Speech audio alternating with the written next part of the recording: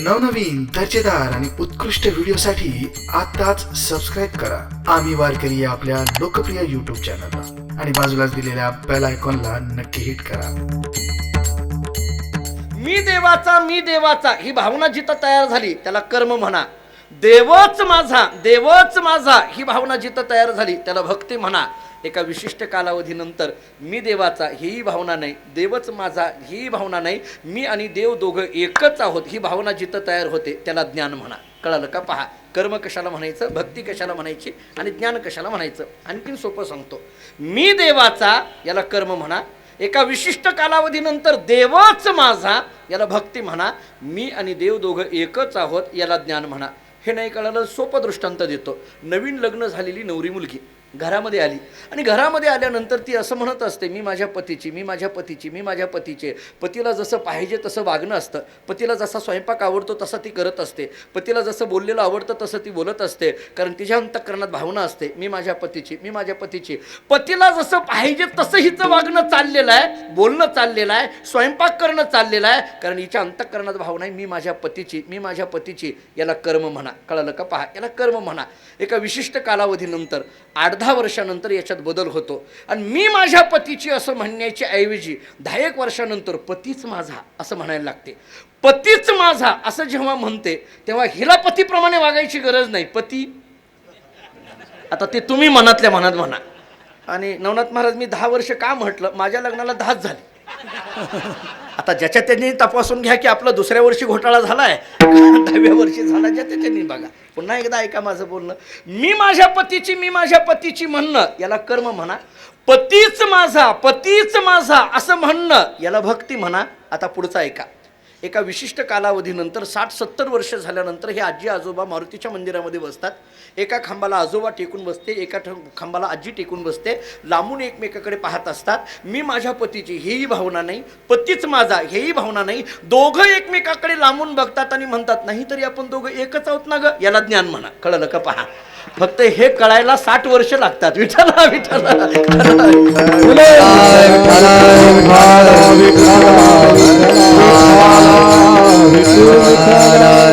अगदी सोपा विचार सांगितला. अगदी सोपं कळेल अशा भाषेमध्ये बोललो. कर्म काय, ज्ञान काय आणि भक्ती काय.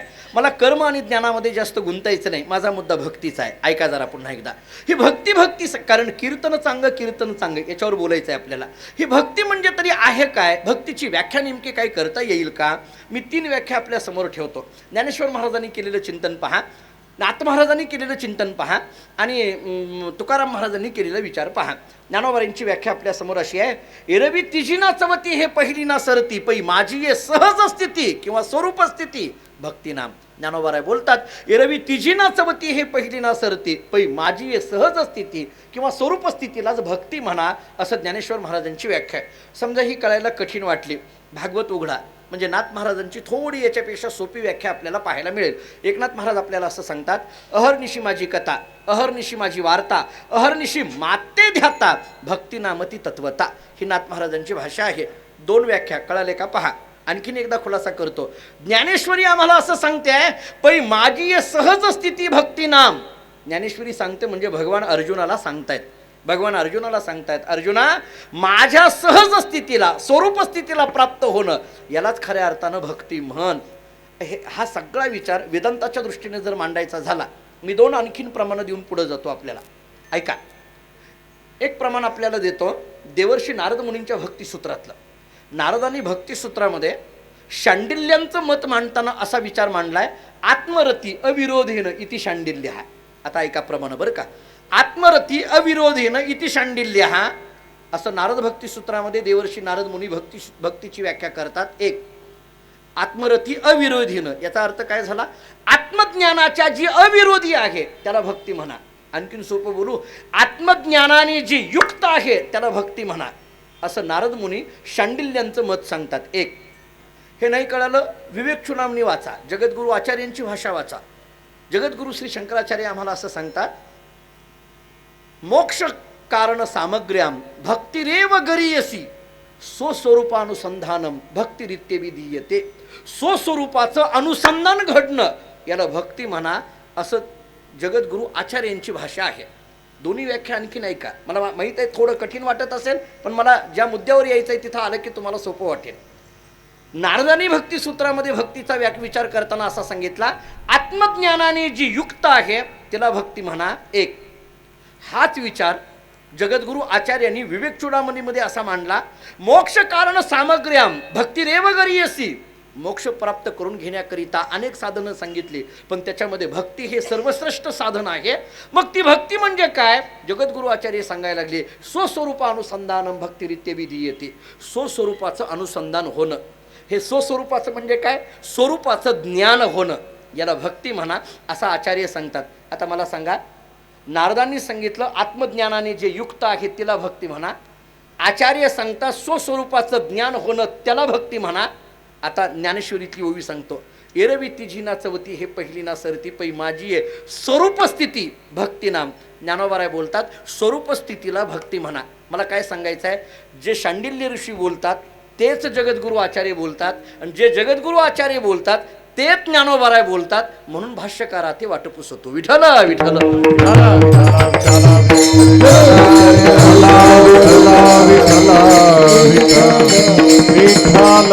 जाऊ द्या, हा विचार थोडा बाजूला ठेवा, पुढे बोलतो आणखी. मला सांगायचे विचार काय पहा. ज्ञानेश्वर महाराज सांगतात स्वरूप ज्ञान प्राप्त होणं याला भक्ती म्हणा. एक जरा पुढं नाथ महाराजांची व्याख्या आपण ऐका. हे जरा ऐकायला कठीण वाटायला लागलं ना, मग एक काम करा, एकनाथ महाराजांकडे चला.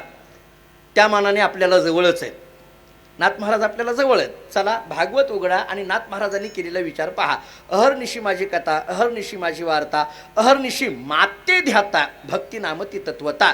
भगवान उद्धवाला सांगतात, उद्धवा रात्रंदिवस जिथं माझं भजन चाललेलं आहे त्याला भक्ती म्हण. हे कळण्यासारखे आहे. समजा हेही नाही कळालं तर एक काम करा, देहूला जा आणि तुकाराम महाराजांची गाथा उघडा आणि तुकाराम महाराजांना विचारा की भक्ती कशाला म्हणायचं. तुकाराम महाराजांनी अगदी सगळ्याला कळेल अशी सुटसुटीत भक्तीची व्याख्या सांगितली. हेची थोर भक्ती आवडते देवा आणि संकल्पावी माया संसाराची. आलं का लक्षात? पहा, ज्ञानेश्वर महाराज सांगतात स्वरूप ज्ञानाला भक्ती म्हणा.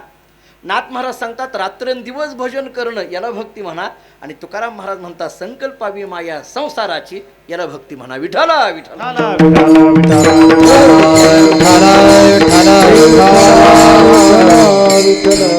मला कधी कधी अभ्यास करताना प्रश्न पडतो, महाराज ज्ञानेश्वर महाराज जे बोलतात त्याच्यापेक्षा तोच विचार पण वेगळ्या अंगाने नाथ महाराज मांडतात. नाथ महाराज जे बोलतात तोच विचार पण वेगळ्या अंगाने तुकाराम महाराज बोलतात. असं का व्हावं? असा भाषेमध्ये बदल का घडावा? कारण ज्ञानेश्वरीतली ओवी नाही कळाली की नाथ भागवतातली ओवी बघावी लागते, नाथ भागवतातली ओवी नाही कळाली की तुकाराम महाराजांच्या गाथ्यातल्या अभंगाकडे बघावं लागतं. असं का व्हावं? माझा थोडा अल्प अभ्यास त्याच संबंधाने मला असं वाटतो, ज्ञानेश्वर महाराजांचा काळ, त्याच्यानंतर एकनाथ महाराजांचा काळ आणि त्याच्यानंतर तुकाराम महाराजांचा काळ, या कालाचं परिमाण जरा याला लावा. ज्ञानोबाराय जेव्हा ज्ञानेश्वरी सांगायला लागले त्यांच्या पुढं ऐकायला बसलेला समाज त्या ताकदीचा होता. त्यामुळे ज्ञानोबारायांनी सांगितलं स्वरूपस्थितीला भक्ती म्हणा. एकनाथ महाराजांच्या काळामध्ये थोडीशी समाजाची वैचारिक पातळी घसरली आणि त्यांच्या फारसा वेदांत लक्षात येईना, म्हणून एकनाथ महाराजांनी अगदी थोड्या सोप्या भाषेमध्ये सांगितलं अहर्निशी माझी कथा, अहर्निशी माझी वार्ता, त्याला भक्ती म्हणा. नाथ महाराजांचा काळ गेला आणि तुकाराम महाराजांचा काळ आला. तुकाराम महाराजांच्या लक्षात आलं की एकनाथ महाराजांनी जे सांगितलं हेही यांच्या लक्षात येत नाही, मग आणखीन सोपं सांगावं म्हणून संकल्पावी माया संसाराची. आता आमच्या पुढचा समाज सांगत नाही काय आहे ते. पुढं समाजाची वैचारिक पातळी जशी जशी बदलत जाते तसे तसे विचार करण्याची प्रवृत्तीसुद्धा माणसाची बदलत जाते. एकच विचार पण सांगण्याच्या पद्धतीमध्ये बदल का? त्याचं एकच कारण आहे, पुढं ऐकणारा वर्ग ज्या वैचारिक पातळीमध्ये असतो त्या पद्धतीने तो विचार द्यावा लागतो. तुकाराम महाराजांनी दिलेला भक्तीचा विचार, मी हे सगळं भक्तीचं चिंतन का सांगायला लागलो, त्याच्यापेक्षा एक काम करा, देवर्षी नारद मुनींचं भक्तिसूत्र काढा आणि भक्तिसूत्राच्या संबंधाने केलेल्या व्याख्या पहा. मी 2 व्याख्या सांगतो माझ्या विषयाच्या संबंधाने. त्यातली पहिली व्याख्या नारदांनी पाराशरी ऋषींचे पुत्र असलेले व्यास त्यांची व्याख्या मांडली. पूजादी शनुरागा हा इति पाराशर्या. पूजेमध्ये प्रेम असणं त्याला भक्ती म्हणा असं व्यासांचं म्हणणं आहे. समजा हेही आपल्याला फार महत्त्वाचं सध्या वाटत नाही, पण दुसरा एक विचार फार महत्त्वाचा आहे. कथादिषु इति गर्गाः, कथेमध्ये प्रेम असणं याला भक्ती म्हणा. ही नारदांनी गर्गाचार्यांची सांगितलेली भक्तीची व्याख्या पहा. कथेमध्ये प्रेम असणं मान्य आहे, पण कथा म्हणजे काय अगोदर कळावं लागेल, मग त्या कथेतल्या प्रेमाचा विचार करता येईल ना. त्या कथेची व्याख्या सांगताना महाराजांनी आम्हाला व्याख्या सांगितली, कथा त्रिवेणी संगम देव भक्त आणि नाम तेथीचे उत्तम चरण रजवंदिता. या कथेचा परिणाम सांगताना तुकाराम महाराजांची भाषा अशी आहे, करू याची कथा नामाचा गजर आणि आम्हा संसार काय करी. महाराजांची भाषा आहे, करू याची कथा नामाचा गजर. आम्ही आमच्या गुरुजींकडे शिकत असताना पाठशाळेमध्ये वैकुंठवासी भाऊंना एकदा सहज मी या प्रमाणाचा अर्थ विचारला. मी त्यांना म्हटलं, का हो, करू याची कथा नामाचा गजर असं तुकाराम महाराजांची भाषा आहे, आम्हा संसार काय करी अशी भाषा आहे. पण करू याची म्हणजे कोणाची, हे याची म्हणजे कळत नाही आहे ना, कोणाची. बरं, हा प्रश्न तरी का पडला, कारण अलीकडल्या काळात कोणाची चालली म्हणून. अलीकडल्या काळामध्ये परिस्थिती अशी बदलायला लागली, कोणाची कथा कोणीही करायला लागलं, कितीही करायला लागलं, कशा करताही करायला लागलं, कोणापुढेही करायला लागलं, म्हणून प्रश्न पडला याची म्हणजे कोणाची. गुरुरे भाऊनी आम्हाला फार सहज उत्तर दिलं. मला आजही ते शब्द आठवतात. त्यांनी सांगितलं, हे बघ, ज्याची बरी असेल त्याची. याची म्हणजे कोणाची, ज्याची बरी असेल त्याची. मी म्हटलं, अहो बरी कोणाची. ते म्हणले, तुकोवरांना विचार. महाराजांनी त्याचं उत्तर दिलेलं आहे. महाराजांचं एक प्रमाण सांगतो आपल्याला, कथा सुख करी कथा मुक्त करी आणि कथा याची बरी विठोबाची. ही महाराजांची भाषा आहे. करू याची कथा नामाचा गजर, इथं असलेला याची शब्द, आणि कथा सुख करी कथा मुक्त करी कथा याची बरी विठोबाची, इथं असलेला याची शब्द, या दोन याची शब्दाचा अर्थ आहे विठोबाची. विठ्ठला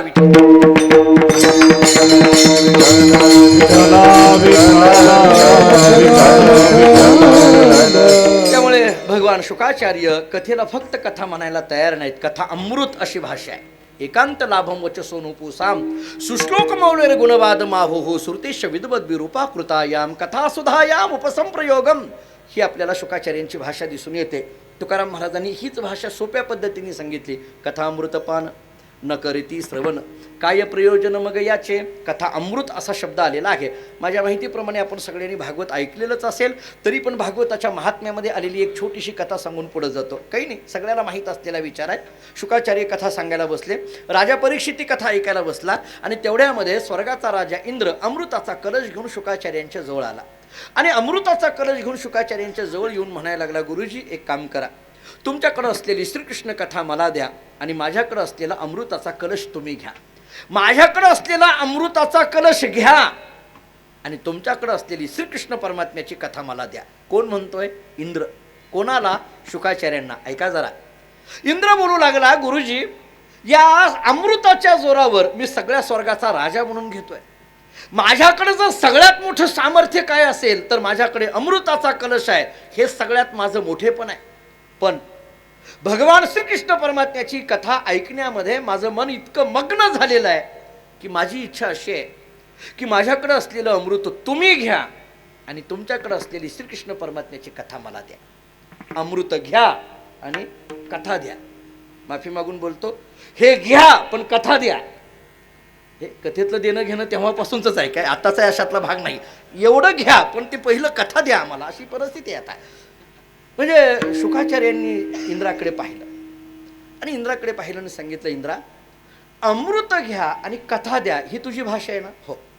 म्हणजे तुझ्याकडं असलेलं जे अमृत आहे, न अमृतम इति अमृतम असं अमृताची जी व्याख्या केली जाते, ते अमृत मी घ्यावं आणि माझ्याकडं असलेली श्रीकृष्ण परमात्म्याची कथा तुला द्यावी, अशी तुझी इच्छा आहे ना? हो.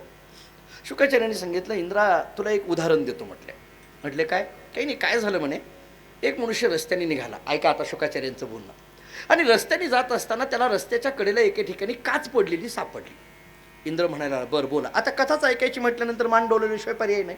मान डोलवली. बोला. काही नाही. ती काच उचलली त्या माणसाने. ज्याच्याकडे हिरा आहे अशा माणसाकडे गेला. इंद्र म्हणायला, बरं मग? काही नाही. तो काच घेऊन त्या हिरा असलेल्या माणसाकडे गेला आणि म्हणायला लागला, हो तुमच्याकडे असलेली हिरा मला द्या आणि माझी असलेली काच तुम्ही घ्या, असं म्हणायला लागला. इंद्राने विचारलं, बरं मग? काही नाही म्हटले. काच घ्या आणि हिरा द्या असं म्हणणारा जो गोष्टीतला माणूस आहे त्याच्याबद्दल तुझं मत काय? तुझं मत काय? इंद्राने सांगितलं, गुरुजी वेडा आहे तो मनुष्य, कळत नाहीये त्याला. असं कुठं असतं का? काच घ्या आणि हिरा द्या म्हणणं हे वेडेपणासारखं आहे, अज्ञानी आहे, मूर्ख आहे म्हटले. असं कुठं असतं का? म्हटले काच घ्या आणि हिरा द्या म्हणतो, मूर्ख आहे तो माणूस, दुसरं काहीच नाही. शुकाचार्यांनी त्याच्याकडे पाहिलं आणि सांगितलं, तो माणूस तूच आहे, दुसरं कुणीच नाही म्हटले. उदाहरण संपलं. आता लक्षात घ्या माझं बोलणं. शुकाचार्यांची भाषा आहे, अरे बाबा जसं व्यवहारामध्ये काच घ्या आणि हिरा द्या हे म्हणणं वेडेपणासारखं आहे, तसं परमार्थामध्ये अमृत घ्या आणि कथा द्या हे म्हणणं सुद्धा वेडेपणासारखं आहे. विठाला विठ्ठल.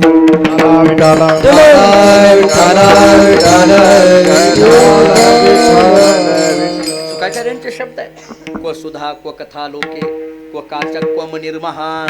शुकाचार्यांची भाषा माझ्या माहितीप्रमाणे भागवताच्या महात्म्यामध्ये ही गोष्ट येते. क्व सुधा क्व कथा लोके क्व काचक क्व मनिर्महान. क्व काचक क्व मनिर. मनिर या शब्दाचा अर्थ हिरा घ्या, रत्न घ्या, जे काही तुम्हाला वाटेल ते घ्या. मुद्दा मला एवढाच मांडायचा होता की कथा ही कथा नाही, कथा अमृत आहे. ही कथा भगवंतापर्यंत घेऊन जाणारं कलियुगातलं अत्यंत महत्त्वाचं साधन म्हणून त्या कथेचं पर्यवसन कीर्तनामध्ये झालं आणि कलौतद हरी कीर्तनात अशी भाषा येऊ लागली. कलियुगा माझी करावे कीर्तन तेने नारायण देईल भेटी. आणि मग एखाद्या साधकाला प्रश्न पडला महाराज की जे कीर्तन कथा भगवंतापर्यंत घेऊन जाणारी आहे ते नेमकं कीर्तन आहे तरी कसं. अभंगाचं पहिलं कीर्तन चांग कीर्तन चांग कीर्तन चांग कीर्तन चांग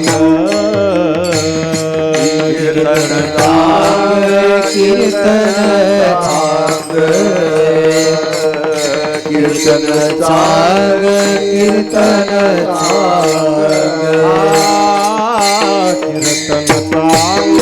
कीर्तन चांग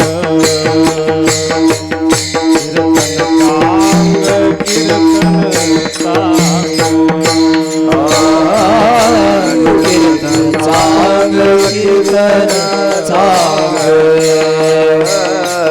कीर्तन चांग कीर्तन चांग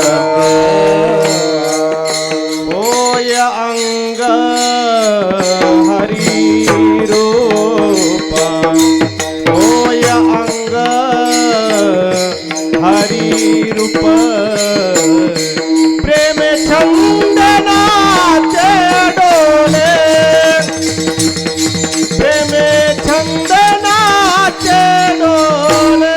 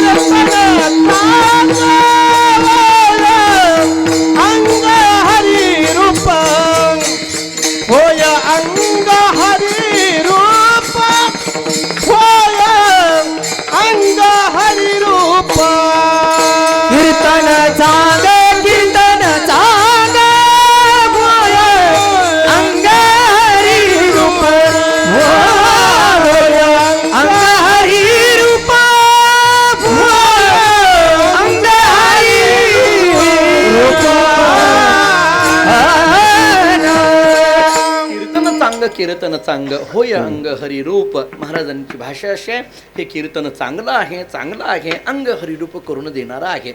माझ्या मनामध्ये एक छोटासा प्रश्न येतो, तेवढा आपल्यासमोर मांडतो. प्रश्न माझा अगदी साधा आहे. कीर्तन चांगलं आहे, चांगलं आहे, अंग हरिरूप करून देणारं आहे. माझ्या माहितीप्रमाणे आपल्या महाराष्ट्रामध्ये एकही अशी जागा नाही की जिथं कीर्तन होत नाही. याचा अर्थ सगळीकडे वाड्या वस्त्यावर कीर्तनं सुरू झाली. आपल्यामध्ये बसलेल्यापैकी अनेक जण अनेक वर्ष झालं कीर्तन ऐकत आहेत.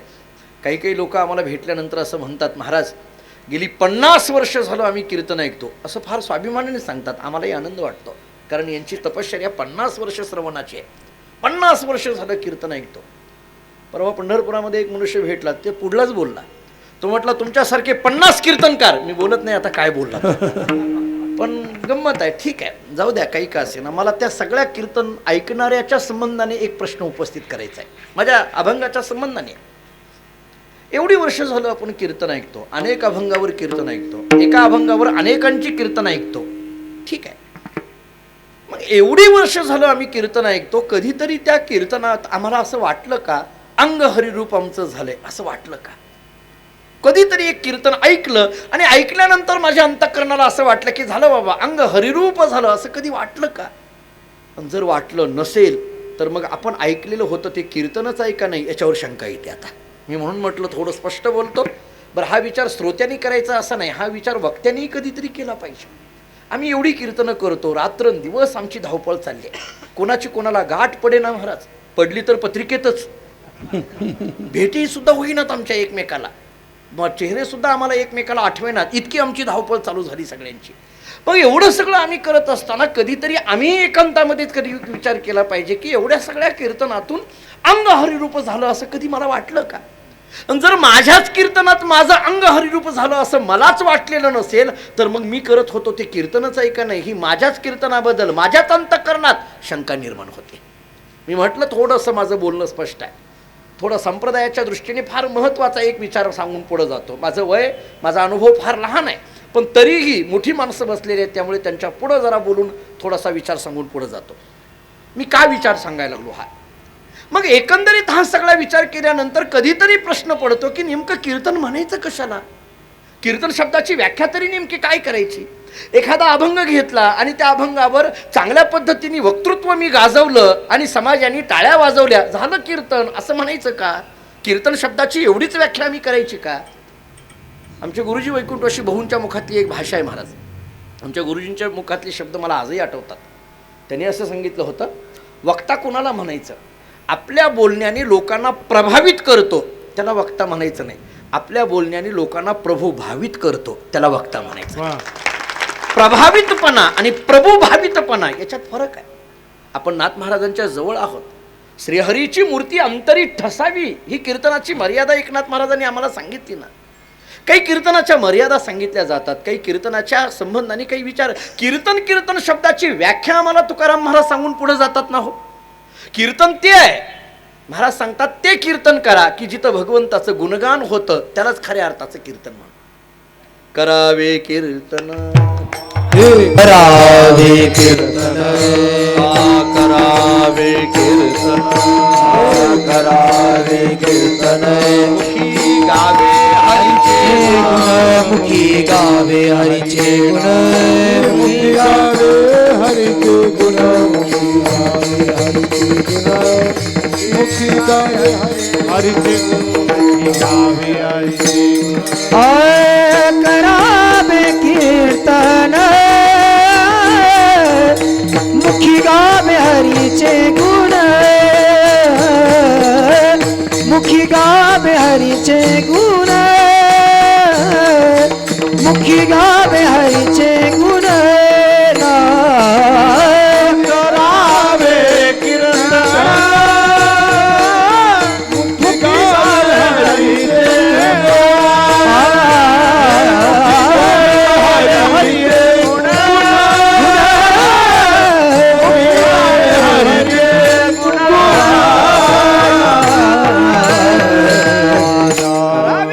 मुखी गावे हरीचे हरीचे गुण. तुकाराम महाराजांनी कीर्तन संबंधाने एक दिलेली व्याख्या आपल्या समोर आहे. कीर्तन शब्दाचा विचार करत असताना 3 पद्धतीने विचार आपल्याला शास्त्राने सांगितला. एक नामसंकीर्तन, दुसरं गुणसंकीर्तन आणि तिसरं लीला संकीर्तन.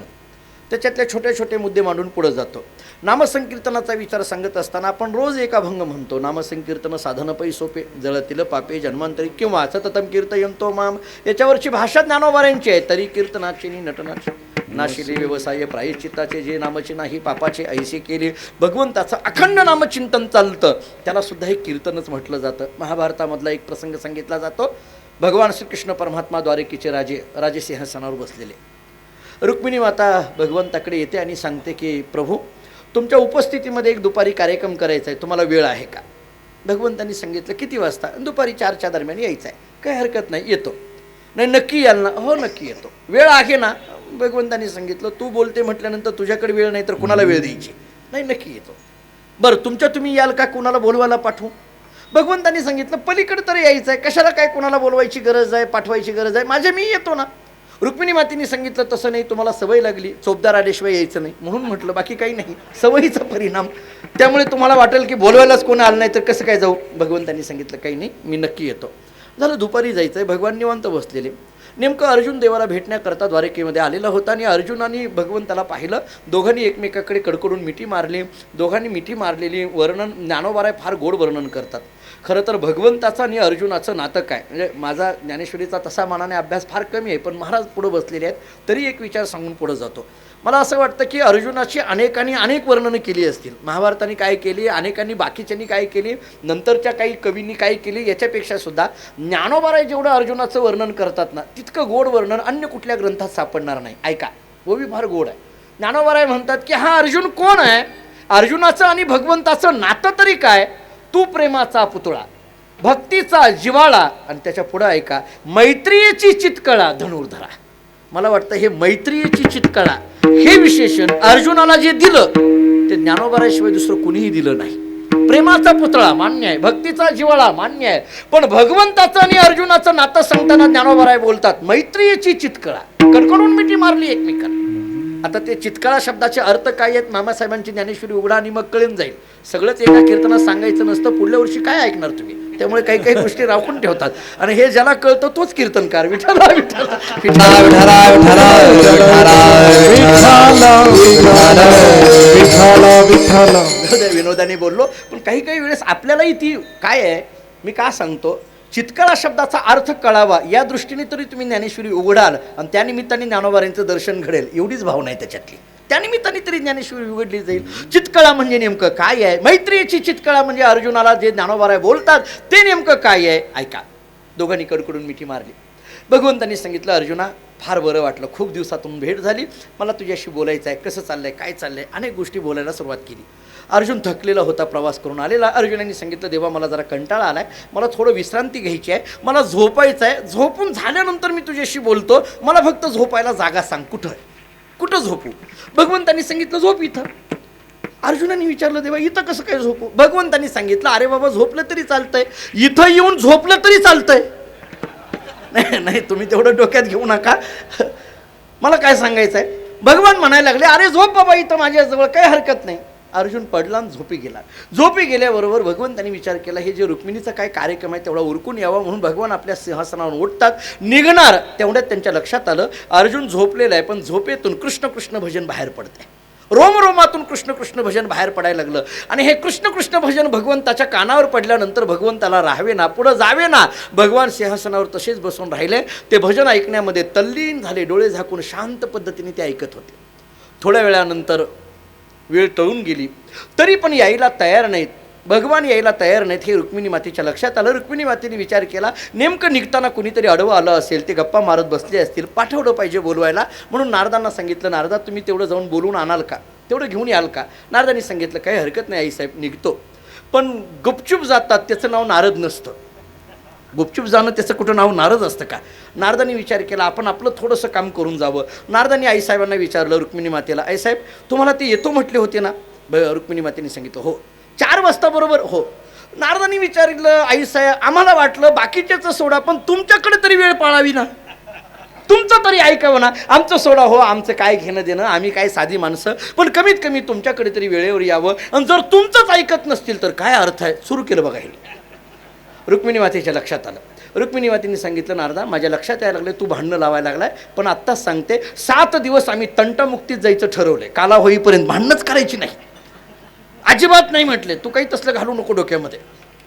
नारदांच्या लक्षात आलं. नारदजी खाली मान घातली, गुपचूप गेले, दरवाजामध्ये गेले, मोठ्याने हाक मारली, प्रभू यायचं नाहीये का, सगळेजण तिकडे वाट बघतात आणि तुम्ही इथं डोळे झाकून बसला. भगवंतानी असा हात केला. हात केल्याबरोबर नारदाच्या लक्षात आलं, विनाकारण देव हात करणार नाही, काहीतरी आहे. नारदांनी डोकावून पाहिलं, अर्जुन झोपलेले होते, झोपेतून कृष्ण कृष्ण भजन बाहेर पडत होतं. नारदांच्या लक्षात आलं, कृष्ण कृष्ण भजन कानावर पडल्याबरोबर नारदांनी आपल्या गळ्यातली विणा त्या भजनामध्ये वाजवायला सुरुवात केली. एकतर ते कृष्ण कृष्ण भजन अर्जुनाच्या झोपेतून सुरू आहे आणि जवळ असलेले नारद त्याच्यामध्ये विणा वाजवत आहेत आणि त्या दोघांचा ध्वनी भगवंताच्या कानावर पडतोय. भगवान तल्लीन होऊन ऐकतायत. किती प्रसंग गोड असेल बघा. दोन्ही कानावर पडत आहेत, विण्याच्या त्या तारा झंकार भगवंताच्या कानावर पडतोय. शांत पद्धतीने भगवान ऐकतायत. वेळ टळून गेली, ज्यांना बोलवायला पाठवलं ते तिकडेच थांबलेले आहेत. रुक्मिणी मातेने विचार केला, सत्यभामीला पाठवावं. सत्यभामीला सांगितलं, तू तरी जमेल का, तुला तरी जमेल ना, तू तरी करशील का, तू तरी घेऊन येशील का, जमेल का, तुला तरी बोलून आणशील का. सत्यभामा थोडी रागीट होती, सत्यभामा थोडी रागीट होती, म्हणजे नंतर केलेली होती ना, थोडी रागीट होते. नाही, मनात तुम्ही आणू नका दुसरं. सत्यभामीने सांगितलं, काही काळजी करू नका, मी घेऊनच येते म्हटले. घेऊनच येते. सत्यभामा थोडीशी रागाच्या भरामध्ये दरवाजामध्ये गेली आणि मोठ्यांनी सांगितलं, काय हे प्रभू, इथं बसला डोळे झाकून, म्हटलं तिकडे सगळेजण वाट बघतात आणि तुम्ही ज्यांना बोलवायला पाठवलं त्यांनाही जवळ घेऊन बसलात. असं म्हटल्याबरोबर भगवंतांनी हात केला. ऐका, भगवंताने हात केल्याबरोबर सत्यभामा शांत झाली. किती गंमत आहे, भगवंताने हात करावा आणि सत्यभामा शांत व्हावी. हे मी भगवंताचं सत्यभामीचं सांगतोय. तुम्ही घरी जाऊन हात करायला जाऊ नका. उद्या हातासहित कीर्तनाला यायचं आहे, हे महत्वाचं आहे. 7 दिवस आपल्याला टाळ्या वाजवायच्या, हात शाबूत राहायचा असेल तर काही काही सांगितलेल्या गोष्टी इथं सोडत जा. भगवंताने हात केला, सत्यभामा शांत झाली. सत्यभामेच्या लक्षात आलं काहीतरी आतमध्ये आहे. तिनं डोकावून पाहिलं, तिच्या लक्षात आलं झोपलेला अर्जुन कृष्ण कृष्ण भजन त्याच्या रोम रोमातून बाहेर पडत आहे. जवळ असलेले नारद विणा वाजवत आहेत. पलीकडे पडलेले 2 टाळ उचलले आणि त्या कृष्ण कृष्ण भजनामध्ये वाजवायला सुरुवात केली सत्यभामीने. त्याचा आवाज भगवंताच्या कानावर पडला. भगवान उलट जास्तच तल्लीन झाले आता. एकतर अर्जुनाच्या झोपेतून कृष्ण कृष्ण भजन येत आहे, जवळ असलेले नारद विणा वाजवत आहेत, सत्यभामा टाळ वाजवते आहे. ज्यांना बोलवायला पाठवलं ते सगळे तिकडेच थांबले.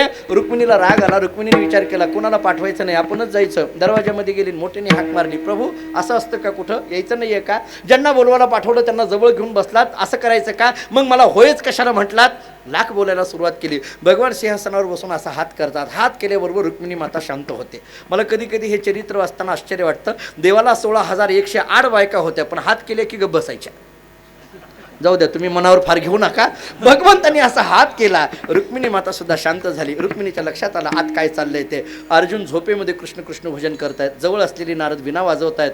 जवळ असलेली सत्यभामा टाळ वाजवते आहे. रुक्मिणी मातेच्या अंतःकरणावर त्या भजनाचा एवढा परिणाम झाला, रुक्मिणी माता सुद्धा अखंड त्या भजनामध्ये टाळ्या वाजवत अखंड भजनामध्ये तल्लीन झाली. सगळा आनंदोत्सव त्या महालामध्ये चालू होता.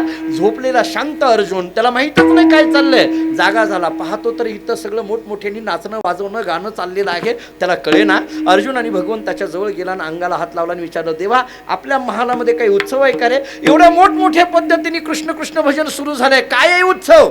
भगवंतांनी सांगितलं, हो अर्जुना उत्सव आहे. कशाचा उत्सव आहे? भगवंतांनी सांगितलं, अर्जुना तुझ्या मनातलं गुपित जग जाहीर झालं, त्याचा हा उत्सव आहे. विठ्ठल विठ्ठल विठ्ठला विठ्ठला विठ्ठला